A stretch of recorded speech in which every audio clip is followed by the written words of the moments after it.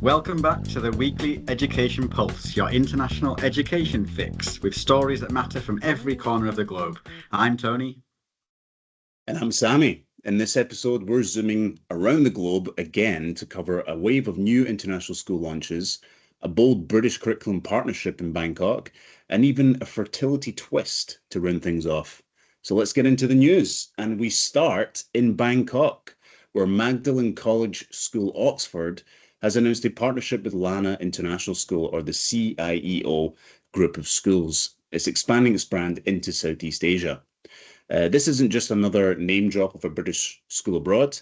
Bangkok now has 187 international school campuses and more than 200 across the greater metropolitan area.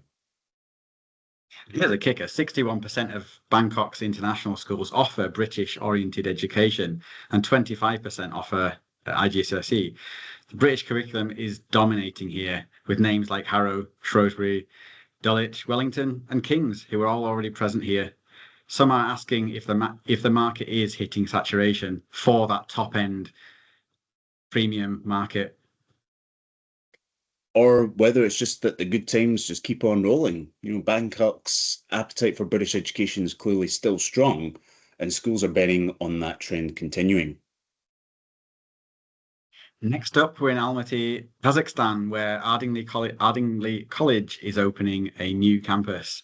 The country has now a staggering 67 international schools, with 21 in Almaty alone. What's interesting here is that British education hasn't traditionally dominated in Kazakhstan. The IB and American programs have historically been more popular, so Ardingly's arrival could signal a growing appetite for the UK national curriculum. Kazakhstan isn't just famous for oil and gas. Let's not forget it was the launch pad of the Soviet space program, so it's no stranger to aiming high. Let's see if British schools can find long-term orbit here too. Yeah, now let's touch down in Dubai, where ISP, International School Partnership, has acquired Smart Vision School, a British curriculum school in the heart of Al Barsha. Dubai remains a powerhouse for private education. There are 434 international campuses across the Emirate, and 66% offer English national curriculum, with a solid 25% offering IGCSE. That's a serious British influence. Yeah, the ISP acquisition here is part of a wider strategy of consolidation and growth, and it reflects confidence in Dubai's demand. It's especially in that premium neighborhood areas where waiting lists are stretching.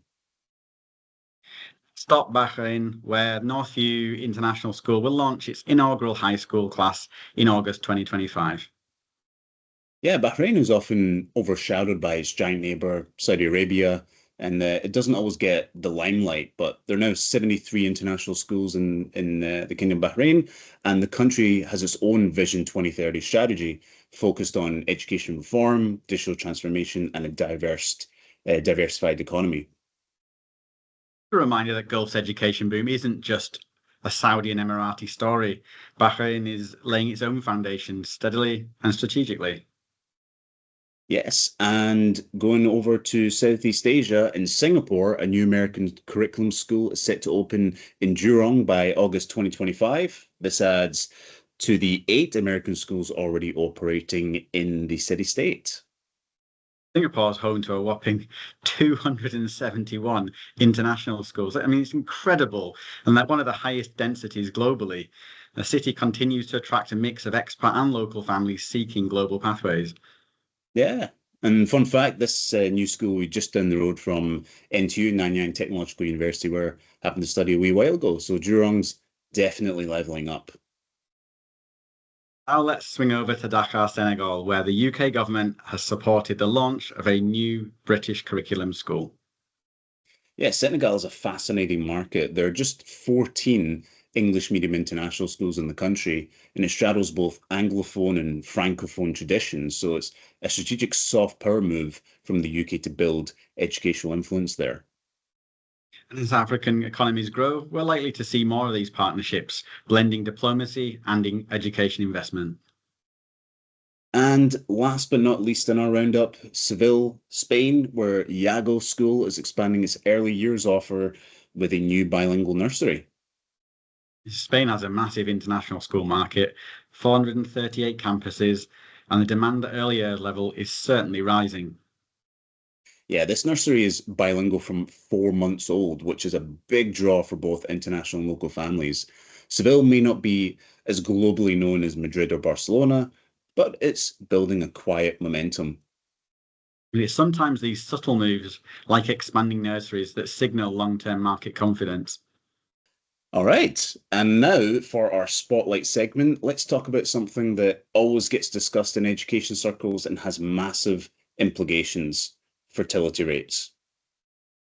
That's right. Right now, there are 97 countries that have fertility rates below the replacement level. That means less than 2.1 children per family. And this matters because fewer babies today means fewer students tomorrow. Places like South Korea, Japan, much of Europe are already seeing school closures, and you can link that to declining enrollments within the country and a declining fertility rate as well. So meanwhile, on the flip side, you've got Africa where fertility rates remain high, but that's starting to shift within the urban centres within the African continent.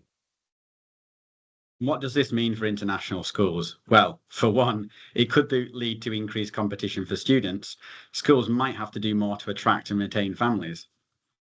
It also means, like in markets of Singapore, South Korea, despite their high GDPs, they might not see the same boom in enrollments unless immigration balances out the birth gap.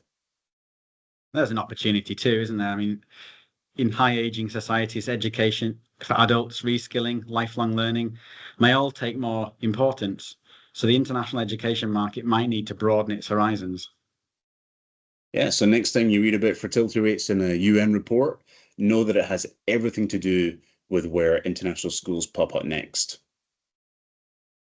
That wraps it up for this week's Pulse. If you enjoyed our global tour, hit the like button, subscribe, and share with a colleague.